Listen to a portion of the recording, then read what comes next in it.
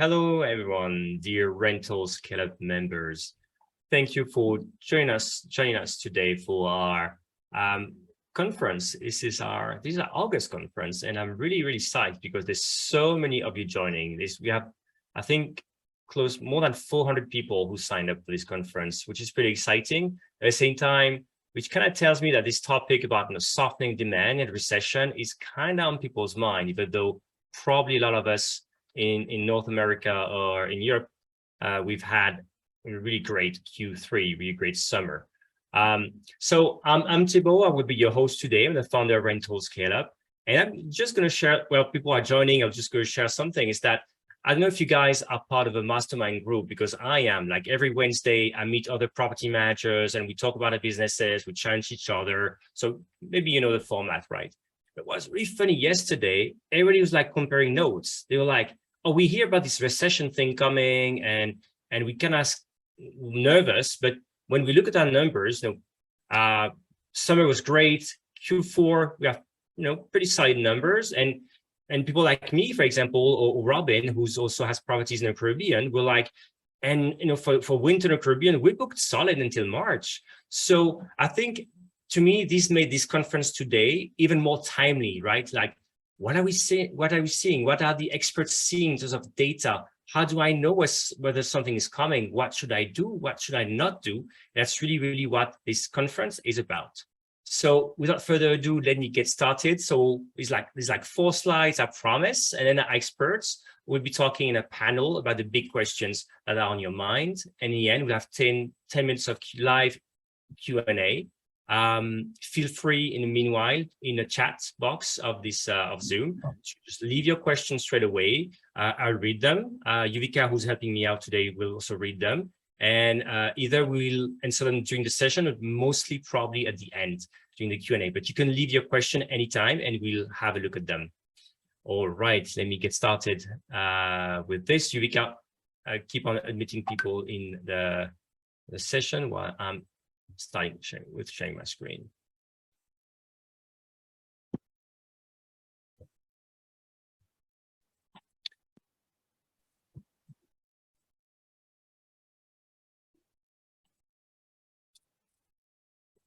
My Zoom is a bit slow on my side today. Bear with me.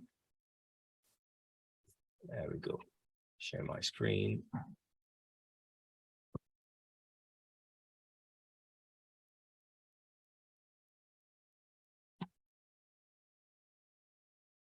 Can you guys see my screen? Yep. Thank you.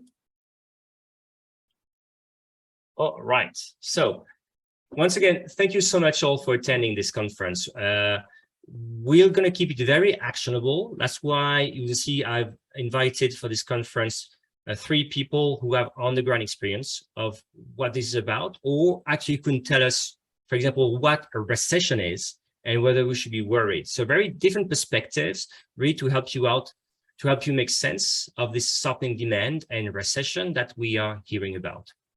As I said, I'm your host, Thibault Masson. I'm the founder of Rentals Scale Up. You can join us for a free newsletter every week.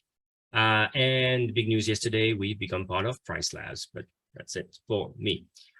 So we'll be talking, these are the questions I'll be asking today as the host to our panel, right? First question would be how to best prepare for a shoulder season in normal circumstances. What I mean is that, in North America and Europe, shoulder season should be coming, but is it a regular shoulder season like in pre-pandemic, or are we going to get the extended summer that we had in 2020, 2021, for example, in the US? What do they see in terms of data, right? And is a recession coming?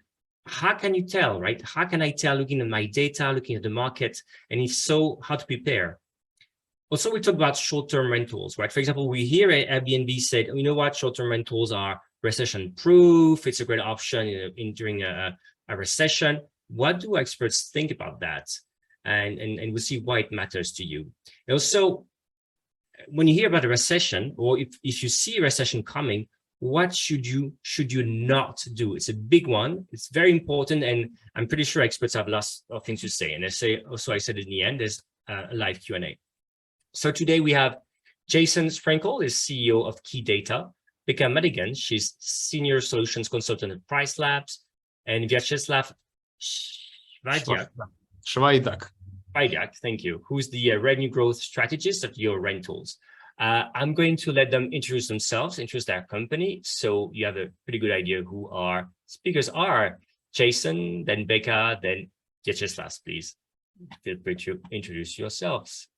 Yeah, great. Thank you for having us, and huge congrats on the joinder of you guys with Pricelabs. I would be remiss to not mention that. Some great powers coming together to do good things, good for our industry overall. Jason Sprenkle, good morning or good afternoon, wherever you're dialing in from.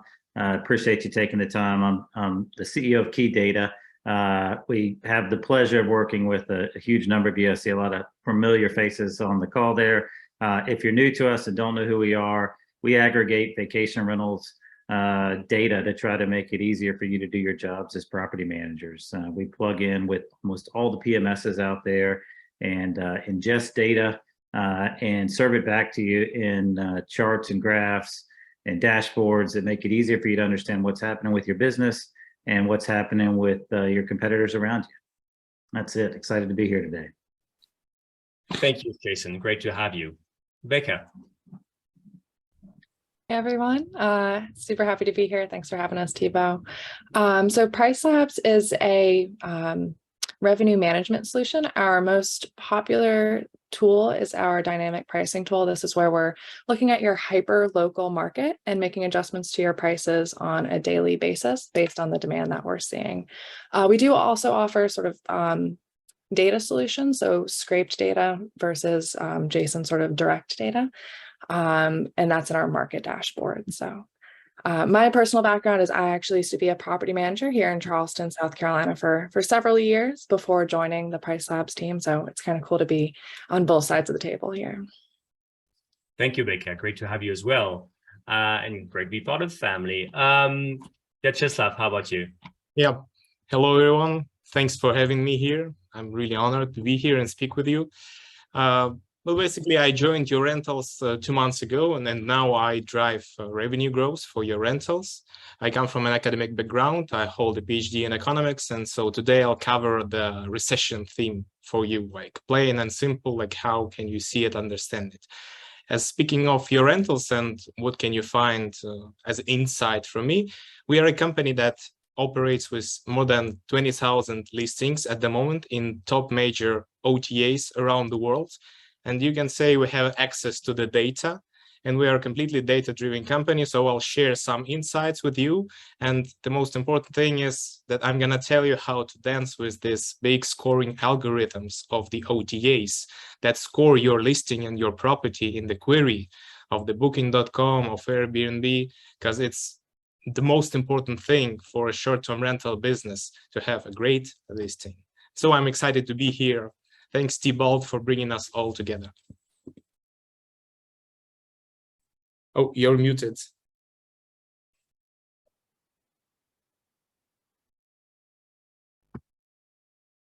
Thibault.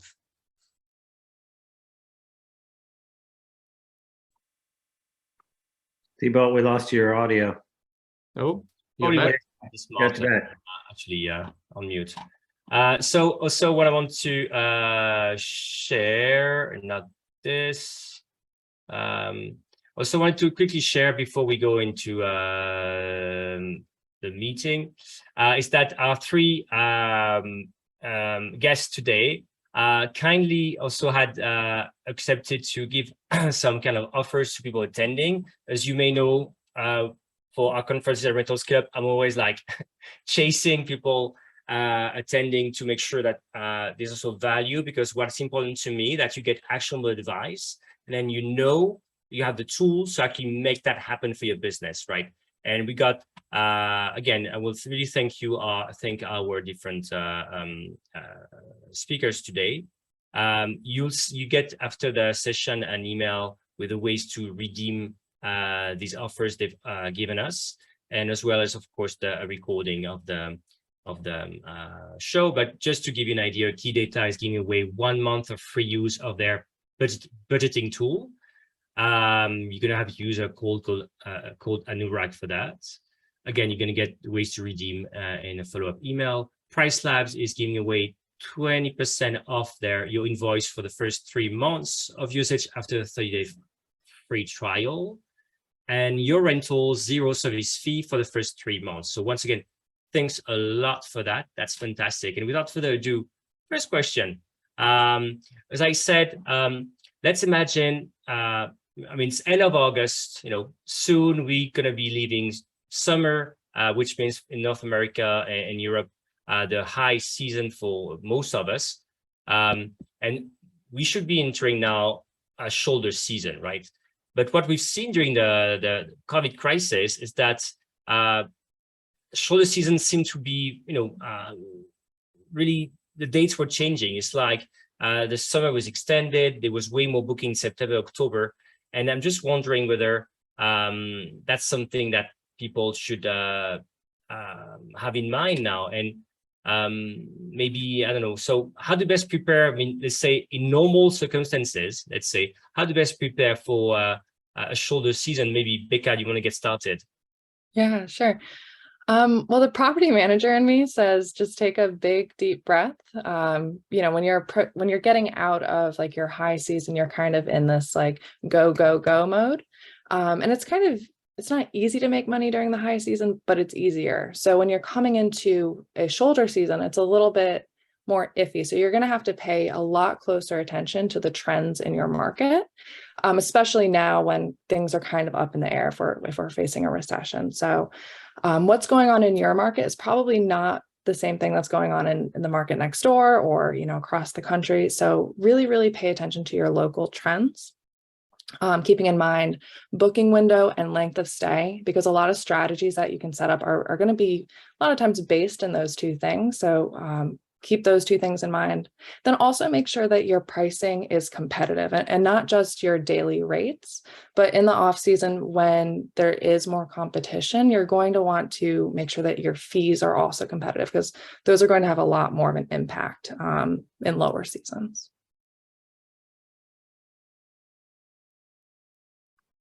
Thank you, Becca. So looking again at the impact of length of stay, for example, and trends on low season, I'm wondering, Vyacheslav, you talked about OTAs earlier. You teased people about this. So again, if that's just like a normal shoulder season coming, what should people do to prepare for that? Well, there's a couple of things property managers should do. Like you can take your pencils, take your pens and write down like the really actionable things you should be looking to do before the shoulder season. Well, first of all, adjust your focus, as Becca said, to your local markets and your guest experiences. Because you know that people do not travel for the bed and the pillow. People travel for the experiences that surround the property. So one thing you should do is just take a list of paper and write down 5 reasons why are you proud of having a property in that location that you have right now. Because highlighting the experiences and the unique things that surrounds your property is the magnet that drives guests to your property. So one more time, go with the locals, because during the recessions and during the tough periods, the short-term rentals industry see how the trends flip from outside travelers, outside guests from other countries to the local travelers and local guests from your community. And so you should pay attention to the OTAs that are operating within your specific small market. That's one point. The other one that people may prefer, again, to travel by ground rather than by air, like during the recessions, people tend to switch from international to local travels, as during the pandemic. You can use this downtime that we have like in the shoulder season, like to invest to get more reviews, because reviews is the single most important fuel for your occupancy rate on any major OTA channels. So just come up with something smart in order, like print a small review, put it on the wall inside your property, get 2 beers inside the fridge, like these small things that can give you this small and very important and valuable review in the eyes of this search algorithms that OTA scores you for. So, and the last but not least, guys, you should definitely take advantage of the OTAs promotions that they have. For example, on booking.com, you can adjust parameters, like use their tags and new labels like suitable accommodation for families, like family-friendly accommodation, work-friendly, sustainable travels, mobile ratings, country rates. Use all those things because they matter for the algorithm. And if you use that, you will drive more visibility inside those OTAs. So that would be my take on the shoulder season. Thank you, Vyacheslav. And Jason, maybe here, I mean, we just heard how, maybe, if shoulder season is coming and there should be like normally a downturn in demand, we should have to like turn on promotions on the OTA websites, for example. But I'm just wondering again, do you think we're gonna have like a regular shoulder season as pre-pandemic, or have things changed since then? What's happening, and in a way, what do you really see right now? Yeah, great question. Regular is a tough word to define in the vacation rental space these days. Like Becca, I come at it from 15 years as a vacation rental operator. The world shoulder season always struck me with somewhat of a chuckle. It's a shoulder season in terms of you're moving from one phase to the other, but the world thinks that this is the time when you lay back and relax, and of course you don't. It's when you go, get all your houses ready, and it seems like you're working harder than ever. Certainly, a lot of the departments, it's their busiest season. But historically, before we went into this roller coaster of a 2-year run, shoulder season was time to take a little bit of a break from kind of the rate management and to focus on the homes and preparing for next year a little bit more mentally. We've lost that a little bit, right? We went through this really low period collectively worldwide with COVID, and then we went through this wonderful period collectively with Europe obviously lagging a little bit behind the US, where we were making more money than ever. Demand went through the roof, and there was a little bit of a chance to breathe there, and you just had to keep hitting the increase rate button as fast as you can. And then we saw the beginning of all this talk of recession and pullback. We're still seeing, worth noting, significant demand, higher than ever. But you've got supply that has impacted that significantly. And so we saw occupancy start to pull back. And when we were doing webinars and kind of the June timeframe and looking at the shoulder season and even the rest of summer up ahead, we said, hey, time out. It might be time to start to pull back rates in the US specifically. And the market reacted. We're super proud of kind of what we saw trend wise. We saw rates come down, we saw occupancy go back up. And so as we started to see summer finish out and the shoulder season shape up, we realized, hey, we're going to likely end up in the US at least with RevPAR close to last year. And so, what do you do to prepare for shoulder season? I think unlike what you used to be able to do before COVID, I think you've got to keep your hand on the wheel, so to speak, of rates, and you've got to lean into that. And you got to be really focused on what's happening, like Becca said, in your local market. Is supply growing? Is supply shrinking? Is the demand still there? I wish there was a one button that applied to everybody. And I wish there was a single button for your properties, even within a local market. But unfortunately, the complexity of your inventory undoubtedly requires you to make some decisions for certain inventory and others for others. So I think shoulder season is the time to lean into rates, which is something new for our space. That's very interesting to hear, right? And the importance of rates, even in the shoulder season, something like a new behavior to have. It is interesting as well because and I was about to say that's just if we're only having a shoulder season. So let's talk about now recession. As I said, right, in my mastermind, we were talking about this yesterday. Oh, what if a recession is coming? In a way, I mean, what's a recession, and how can we tell we are going to enter a recession, in our own market, right, where we are, and if so, how can we prepare for that? And I think what's interesting here among ourselves, but Vyacheslav, who actually is, I think you have a PhD, right, and you are really able to actually tell us what a recession is or not, and again also give us an angle of how to prepare. But it's also very interesting to really understand what we're really talking about, right? This is of throwing out some kind of that word here. What does it really mean? Can you give us some explanation here? Sure. I'll try not to bore you everyone with this economic thing, but let's try.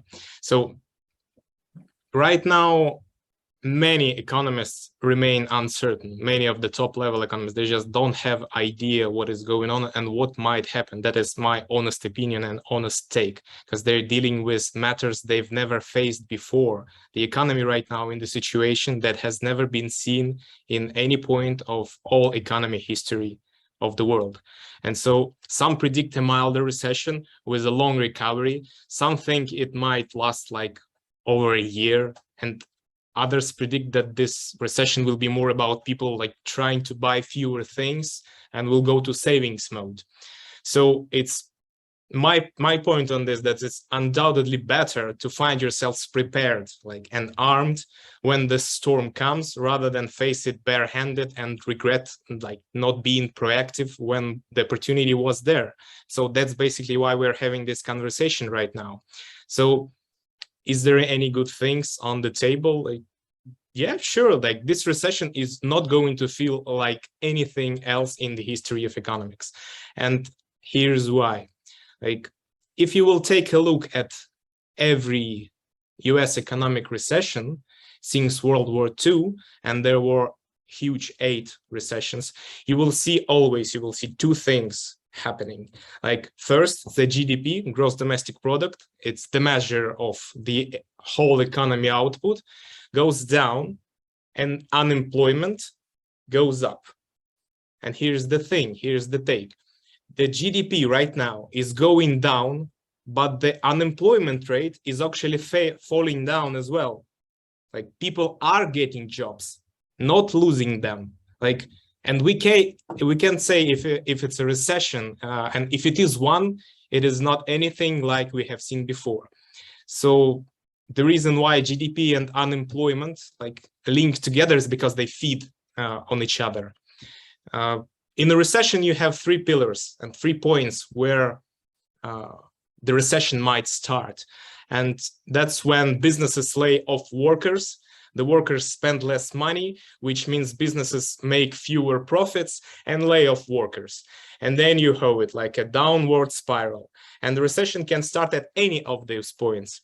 And in 2022, people could cut back on spendings because like they're feeling less safe. There is one index that called Consumer Sentiment Index. Basically, this index shows how people are feeling right now about the economy and whenever they're going to spend their money soon or not. And generally, when people respond that they feel pessimistic, the recession might follow. And right now, people are feeling just as good as they felt during the Great Recession of 2008, thanks to the inflation, because it is in the air, undisputedly. Like, people are talking about it, like people are feeling that like something might go off.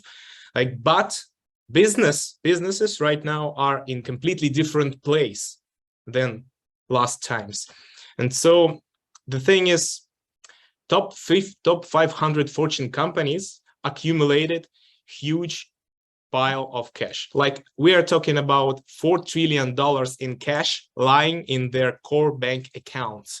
Like, so businesses might just decide like they can weather this storm and not lay off workers, like not cut back on the investments and kind of get us to the other end of these economic adjustments without big retrenchments that feeds on itself.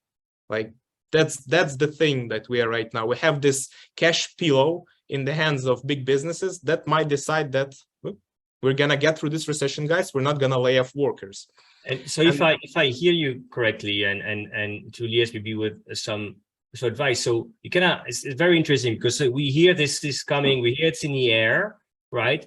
So what's interesting is that so people may see that is it happening in my market, right? It's also very, very interesting, and maybe then I will turn to Jason on that. Is in that sense that, as Vetches has said, it's like it's in the air. We'll talk about this maybe at some point. Which so much talking about this is going to happen, but how can I tell whether it's happening in my market? What should I do to prepare for that? Jason, you're on mute this time, not me. Appreciate it. I think it's extraordinarily hard to try to guess what's going to happen in your market without a PhD in economics, right? With a PhD, it's hard to predict, right?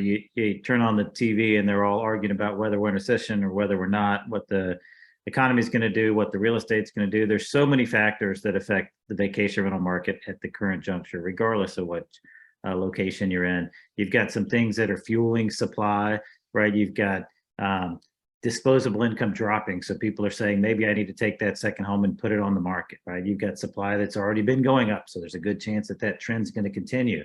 You've got other things that are pulling demand away from the vacation rentals, right? You got people returning to foreign travel, to cruises, people going back to urban markets and particularly going back to hotels, right? And so we've got this yin and yang or push and pull, very hard to discern which one's going to happen. So my recommendation is to not try to guess, to be prepared regardless of which way it goes, and to watch the data closely for your market, because you're definitely acting different than the other markets around you necessarily are acting. And so, what does that mean in practical terms? It means watching the supply and the demand in your current market. Start looking at what winter and summer 2023 looks like. It's not too early. You've got, for your big homes in the summer, you've probably got good occupancy on the books already, 15 or 20% for some of the larger homes in the US markets. For the smaller units in the winter, you've already got good occupancy. So start to look and see, is supply starting to trend up or supply starting to trend down? Same with demand in your market, and then react accordingly. When things are really kind of smooth and predictable, you got to go out there and earn your dollars one at a time and elbow your competition out of the way. When the market's pretty volatile, it's a good time to react and take advantage of it. So, good example, if supply starts to, or continues, I should say, in most markets, to go dramatically up, it's a great time, even though that puts pressure on your pricing, it's a great time to go out and get more units on your program. When the last economic crash happened, a lot of people grew their inventory, really leaned into their business development efforts, and made up for the difference in kind of the pressure on price. Conversely, if we see supply starting to shrink away, like housing is slowing down, less supply coming onto the market, the returns aren't there for vacation rentals like they were last year, even though they were incredible last year, we only came down a little bit, perspective being important, it still could push people away, so supply could contract. If that happens, then we've kind of got everybody in the be really careful with rates mode right now. But if your supply continues to shrink over the next couple of months, particularly if you have unique homes, you got big 6-7 bedroom homes, don't be so anxious to pull that rate lever downward. Like, if they're booking at the right pace, and you can watch that in the data now for summer, then hold those rates high. If you've got really commoditized units, you got a 2-bedroom condo and it looks like 500 other 2-bedroom condos in town, you got to be a little bit more sensitive. But I think that the advice that we see with our clients work well is in times of turmoil, it's a great opportunity to do well. If you're holding on to the levers a little tighter than the people around you, and you can either seize on the opportunity to grow your inventory, or you can seize on the opportunity to be better at the rates.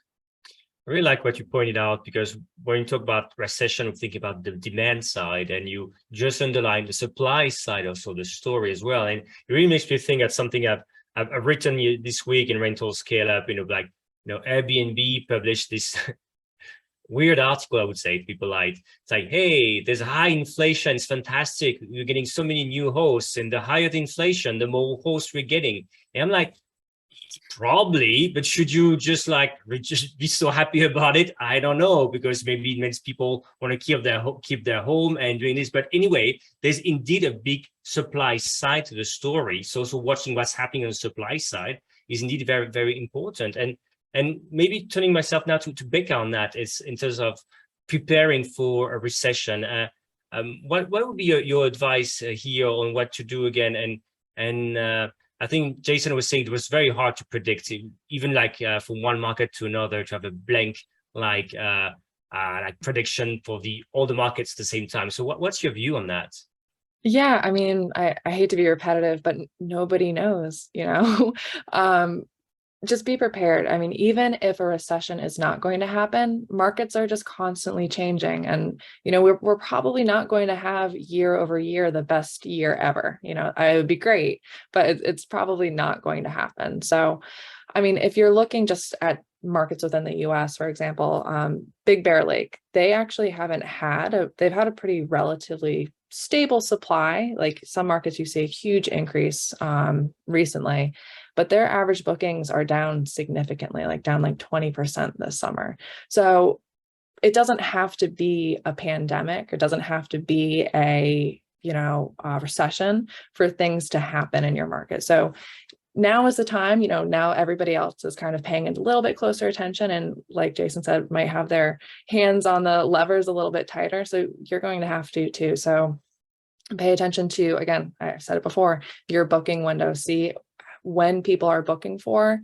If you haven't gotten your sort of goal occupancy by say 30 days out, and that's when you're seeing is really key in your market, then you're going to have to make adjustments to your strategy based on that, for sure. And we have, maybe it's just, I'm moving a bit the thing for the Q&A, but people also have like questions, for example, like just taking one question right now for you, Becca, but should we, it's Megan who asking whether she should lower the minimum stay, for example, to attract locals, or then she's afraid maybe you're getting like party seekers. That's like what you saw that during COVID, right? So what's the advice here on minimum stays, for example? Yeah, it's so again, so market dependent. Take a look at what's going on in your area, what people have been looking at or booking over the past 30 days, looking forward. Because you don't want to necessarily say, hey, let's drop my minimum stay, because that could really fracture your calendar. You might just get a bunch of 2-night stays on all those high demand weekends, and then you're really missing out on potential longer stays. So typically what we recommend is a cascading minimum. So having a longer minimum length of stay further out, maybe outside of that kind of prime booking window, and then dropping it down and then becoming really flexible last minute. Of course, you do need to keep in mind the partiers, if that's something that if you're in a college town or a market where there's a lot of bachelor parties, things like that, then operationally, I don't really have a solution for that, unfortunately. But that's where that booking window comes into play, because you don't want to say, hey, 2-night minimum when everybody's potentially booking 4-night minimums, because you're going to end up getting, those stays that you don't want. Thanks. And we'll be taking more of these kind of questions and having these kind of like practical answers at the end. But so do keep on asking questions. And speakers, if you have time for the speakers, time to have a look at the questions from time to time, it's be great so that you're ready to answer. You can just like be ready and then just like really help people out, because that's what we really love doing. And so another point here, of course, we said it's different from market to another. Something I've heard as well is like, again, listening to the earnings calls from booking.com and from Airbnb, they're saying, you know what, short-term rentals are more or less recession-proof, and okay, maybe people won't travel to, Americans won't travel to Europe to book a villa in Tuscany, but they will book a great beach house in Florida, for example, right? Or it's a great option because you can go stay in a short-term rental and you don't have to go to restaurants. You can cook at home. Nobody wants me to cook at home, but anyway, it's another issue. But you see what I mean, right? People say, okay, our industry, short-term rentals are recession-proof, and I just wonder how true that is when I hear this. And so 3 of you, again, maybe starting with Vyacheslav, what's your view on that, on short-term rentals being recession-proof by nature? Well, I would say that this desire to travel, like people will always want to travel, like no matter circumstances, this feeling of freedom they get from getting away from their homes, like running down on some adventure. This is the core desires in the collective mind, and like it's an archetypal hero journey stuff we're talking about here. It's not going anywhere. It's the part of our human nature. And so now when people have tasted the sweet perfume of vacation rentals, like after the COVID hit, like now we can clearly see that a lot of people are turning to the short-term rentals, like not hotel type stays, but they're looking for the experiences, they're looking for the adventures. And so my answer for that would be, like, people will travel, short-term rentals will exist no matter what. Like, and this factor plays a huge role. Like, remember this, guys, like people will always want to travel, like carve this firmly into your mind. And Just remember that. That's going to be your light beacon in any dark times. I really like hope in dark times. It's very good to hear, Vyacheslav. And speaking of remembering, Becca, how about you? Because I would say, I mean, believe it or not, it's not the first recession you've seen. And actually, you've got, I think you were in real estate at some point. So you have pretty interesting stories about what happened during the recession to short-term rentals that you were, I think, company you were working for at some point. Yeah. So one of my previous companies that I worked for has been in operation for over 30 years. So, and they were primarily a real estate company, and we had sort of a vacation rental branch. So people would come to stay, they would buy a house, and then they'd rent it with our vacation rentals. But during a lot of the downturns that we've seen over the past 30 years, what kept the company afloat was the vacation rental branch. So when people weren't buying homes, they were still coming to vacation. And that was huge for us. But one thing that I will caution, so even though vacation rentals are somewhat recession proof in the fact that everybody still wants to travel, especially after the pandemic, everybody was all cooped up, and now vacation is almost more important than it's ever been.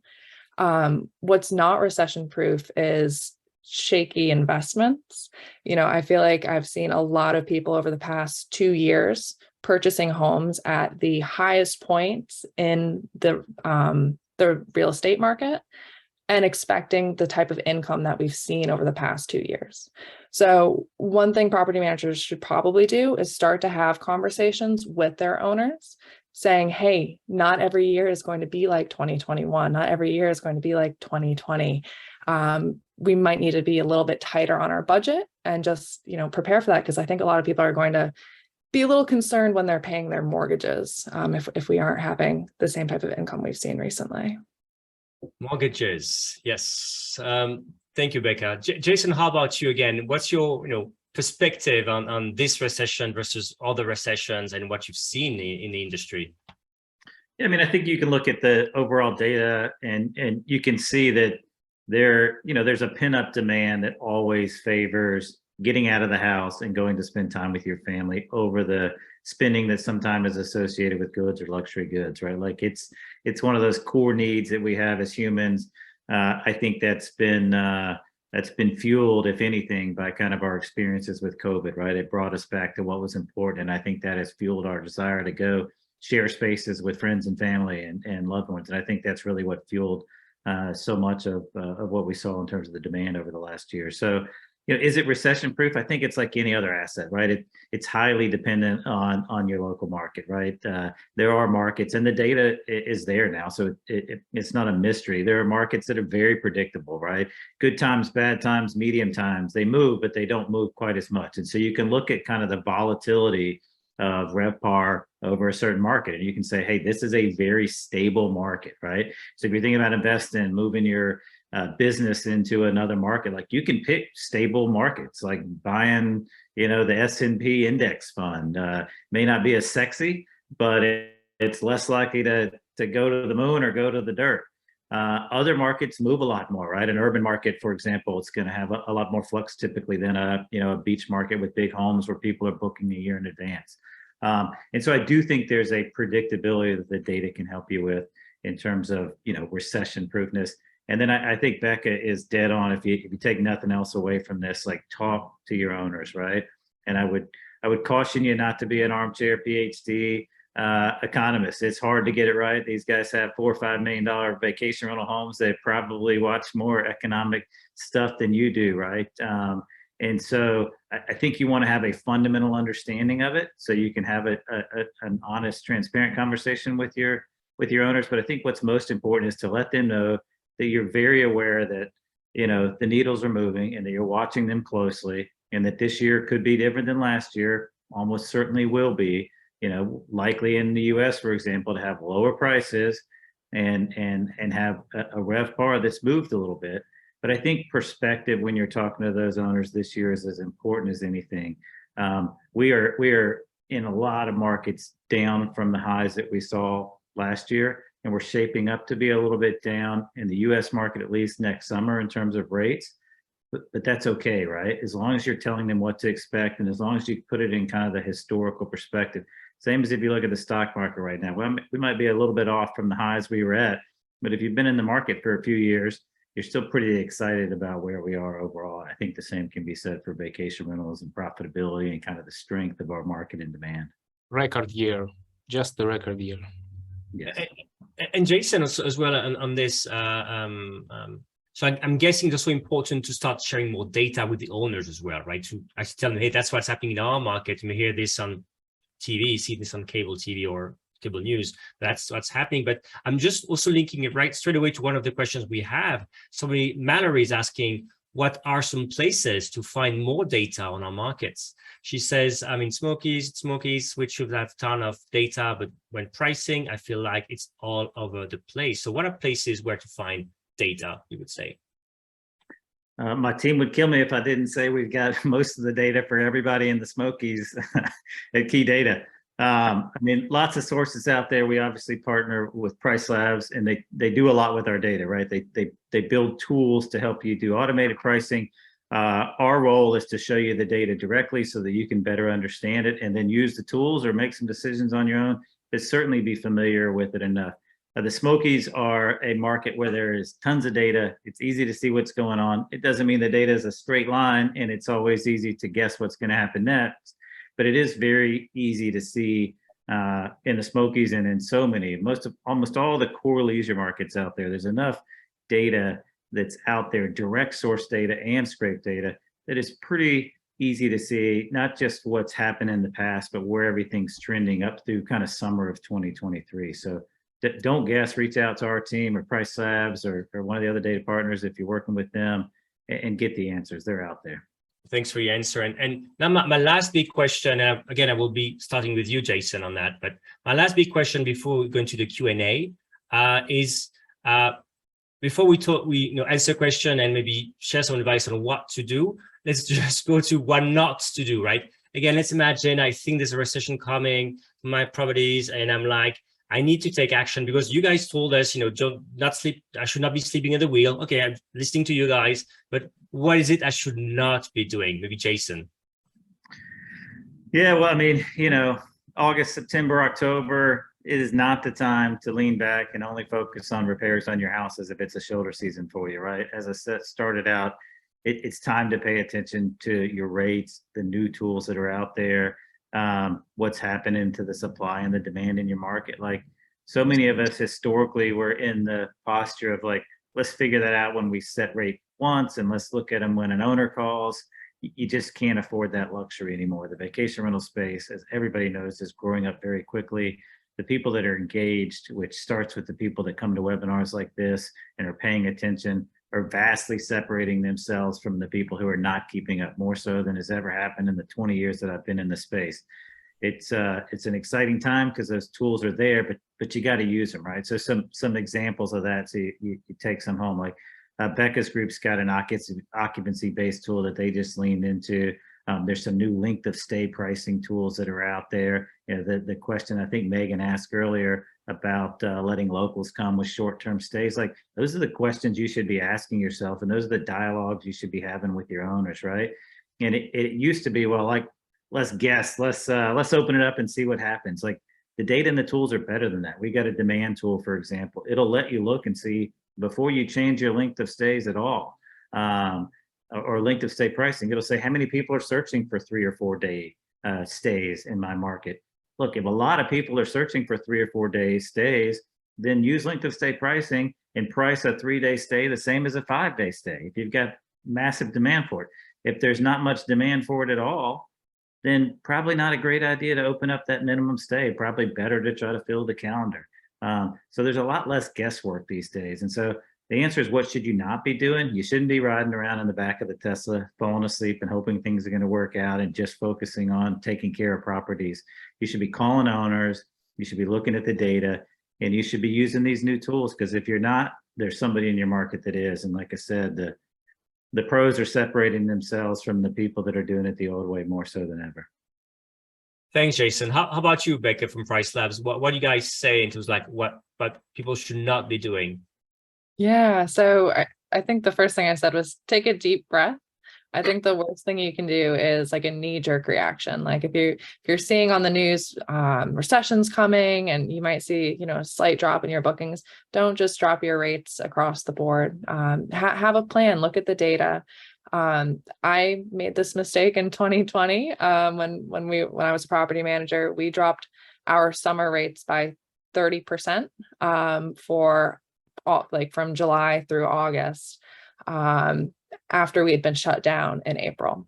And then all of a sudden everybody started to book again, and a lot of our owners ended up getting bookings that were discounted when we should have been raising rates. So don't just, you know, freeze and then drop rates. That's probably the worst thing you can do. You know, whether it's Pricelabs or key data or a combination of the two, definitely take a look at what's going on in your market and make a plan, talk to your owners. And yeah, that's probably it. Sorry. Thanks, Becca. And just as for the last of our formal question again, what not to do? Well, the answer to this question, Jason's already given. Like, don't ride on your Tesla. Don't be rigid. Like, don't be an analog way. Don't make your bookings in real physical book. Just level up your game, because short-term rentals right now is a competitive space. Like, and if you take any game with the time that passes, a lot of players level up, and it's becoming like a Red Sea. Like, there is a lot of companies out there that are occupying short-term rentals game, and believe me, they are pushing their best. Like, they're increasing the exposures there in the OTAs. They take control of the OTAs. They try to capture this extra demand. Every night booked is counting. Like, so my advice would be take as much as you can from these OTAs, increase in exposure. Like, the second advice would be like what nature does in order to survive the cold winter. It bulks up.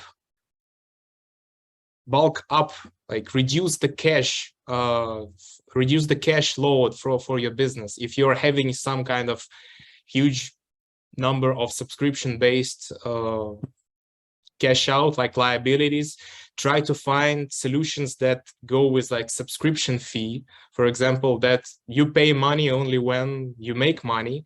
Like, also my advice would be like obviously implementing an instant bookings and avoid overbooking. So the advice is to use a really good channel manager. Like, and my team would be also upset if I couldn't say that we have this beautiful channel manager. We have this tool that can help you avoid any overbookings, that can help you gain the control over all the OTAs you can. So the advice is take action. Don't be rigid. Don't be analog.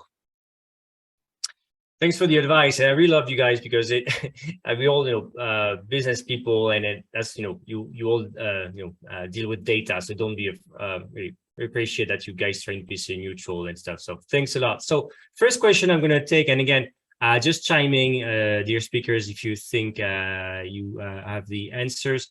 Let me go back to the question I had, which is about booking, opening the bookings further out or not. Whoops. There we go. So the question is from Jonathan. Is it better to allow booking far out in time, or is it better to only allow a few months out, with the thinking that when the calendar opens up, there are fewer homes available for rent, so less supply? Who wants to take it? Yeah, that's a great question. When I'm helping users onboard, I actually see that a lot, where people block their calendar, outside of 3 months or things like that. What I personally, or what we typically recommend, is if you have a date that's available, allow people to book it. We're working with an expiring inventory. So if you don't get it booked within that 90-day window, you're never going to be able to sell that date, right? So, but what you can do is make sure that, through your pricing policy and through your minimum stay policy, that if somebody is booking a year in advance, that they're booking the most expensive, longest stay possible. So you can say, hey, I'm only going to accept 7-night stays as long as that's good for your market. I'm only going to accept 7-night stays if you're booking 8 months in advance. I'm only going to accept stays that are, $100 a night minimum, as long as it's that far in advance. So there are tools that you can use to sort of filter the type of bookings that you're getting, but I definitely wouldn't recommend blocking your calendar necessarily. And I'm not sure if this actually plays into the OTAs too, maybe, if you have a calendar block. No.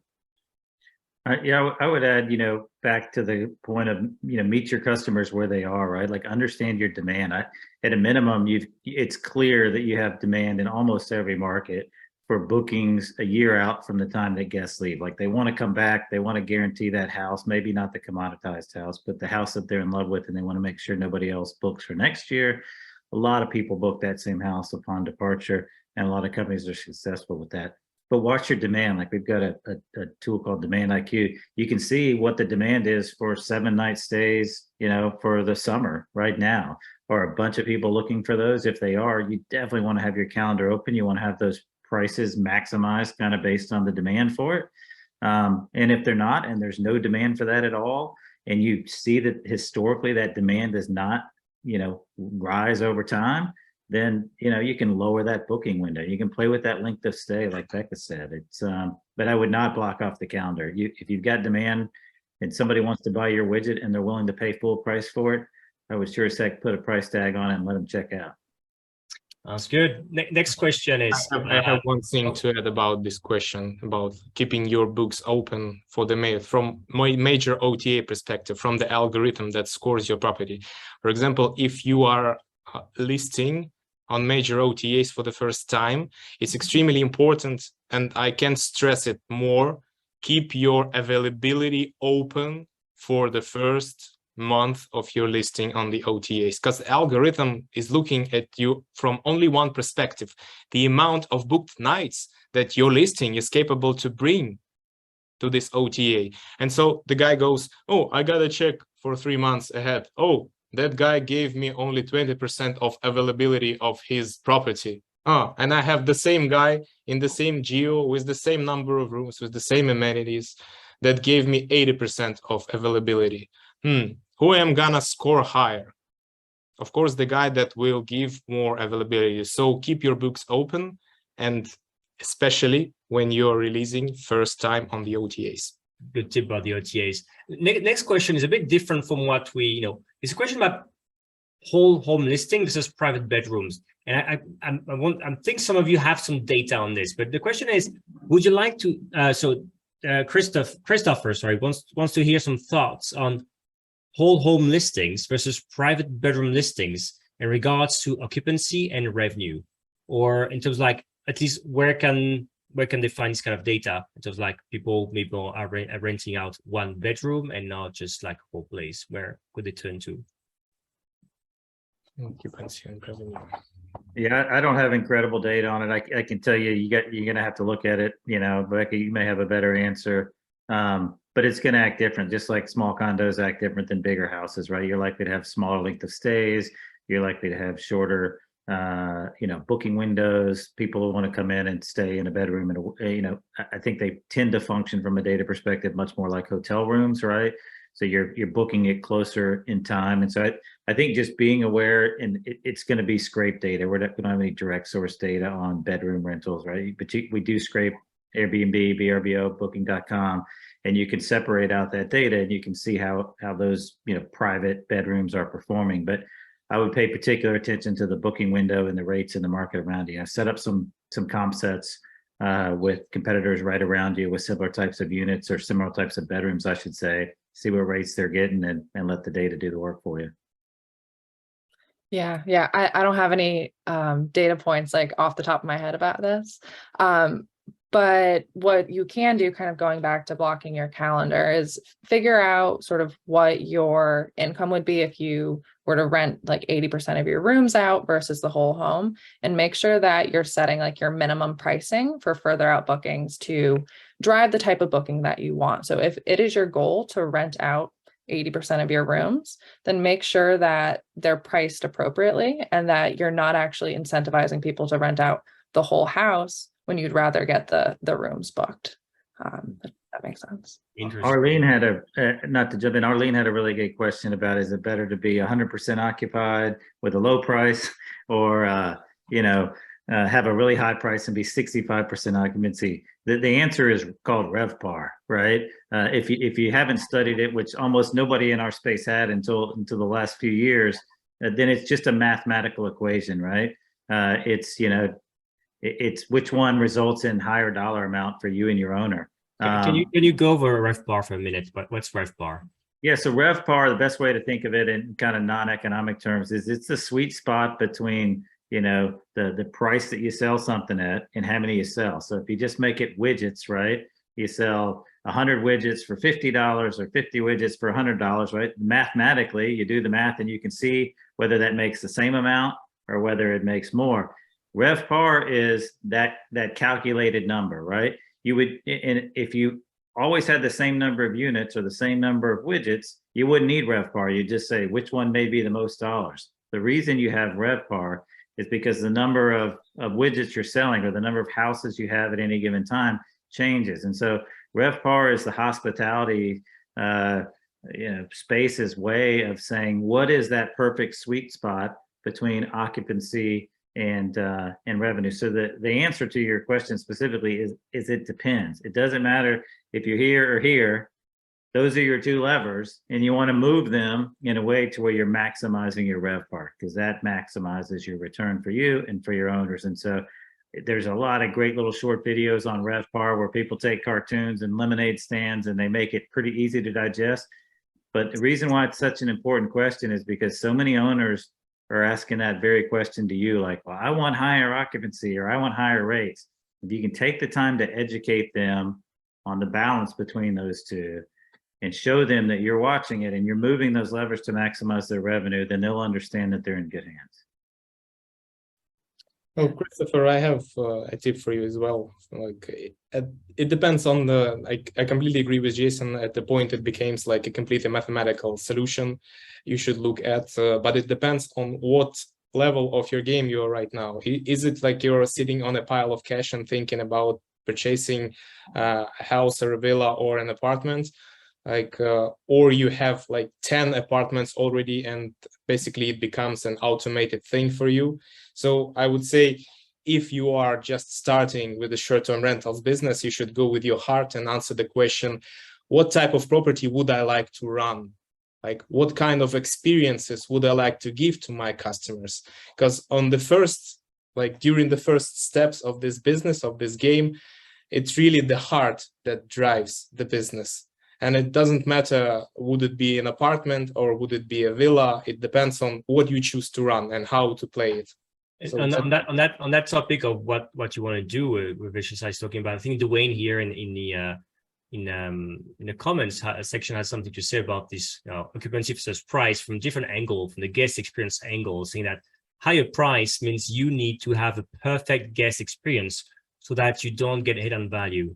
Next, a lower occupancy allows you time to address issues that arise during stays, right? So there's also, indeed, right, there's even other dimensions to have to, as Francesca says, a new place or one property, 30 properties, several things coming down here. So do we have another question here? I'm looking quickly on that. While you're doing that, just to point on that comment that might be helpful, kind of chapter 2 on RevPAR is, an owner may prefer same RevPAR. They want to accomplish it with lower occupancy, less wear and tear on the unit, made the same number of dollars, right? They'd rather have one person stay and pay the whole year's worth and be done with it rather than 100 people stay.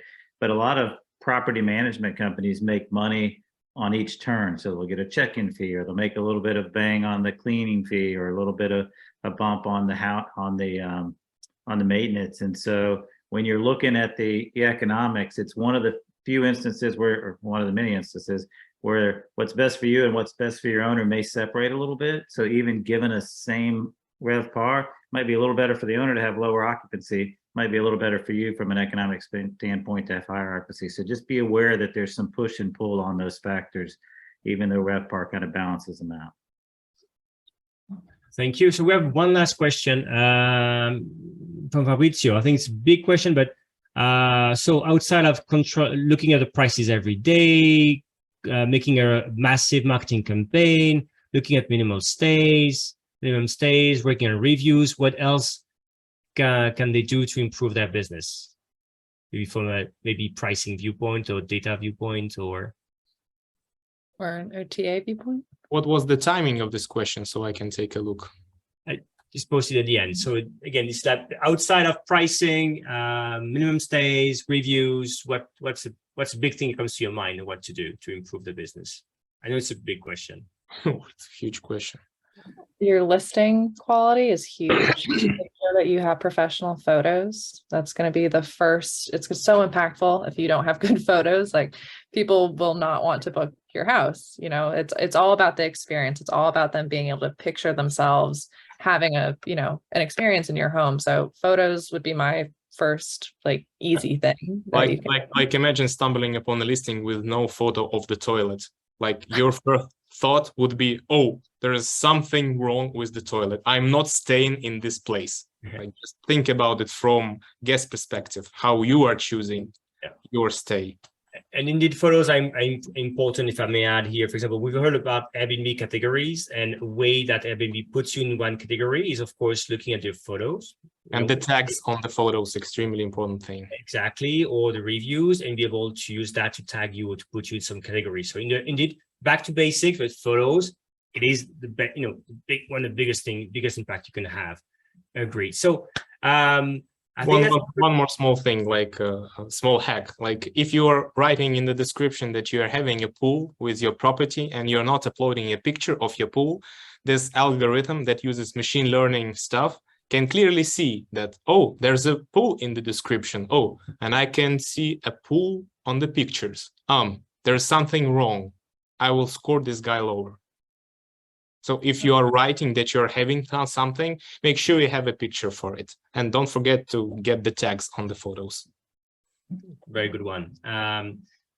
Thank you again, all of you for attending and for our speakers for being here today. Jason, CEO of Key Data, Becca from Pricelabs, Yashisa from Your.Rentals. Maybe just like to conclude, what's the best way to get a hold of you or talk with you or your team? Maybe Jason first. Yeah, just go to our website. All the contact info is there. It's keydatadashboard.com. Appreciate the opportunity to be with y'all today. Go ahead. Thanks. Becca, how about you? Yeah, we're pricelabs.co.co. So check us out there. You can also reach out to our team at support@pricelabs.co. We're more than happy to help. Fantastic. Vyacheslav, what about Your.Rentals? Yeah, same goes for us. You are welcome on our website. If you want to reach out to me personally, please do so. Get in touch with our team. We'll help you out because we're trying to explain to people that Your.Rentals is now an integral part of your short-term rentals game, and we really do things for you, like increasing your listing quality, taking care of your cancellations, any disputes with the OTAs, we solve it for you. So we welcome you and thank you for your time listening to all us. It was wonderful. Thank you, everyone. And as I said, so this has been recorded. You in a follow-up email get the recording of this. You also get the ways to redeem the special offers from our speakers. And a few days from now, you'll even get a takeaway article on our website. Thank you again, everyone, for attending, for speaking. Thank you, Yuvika, for putting this together again. And I wish you all a great day or great evening wherever you are. Take care. Thank you. Before you go, Becca,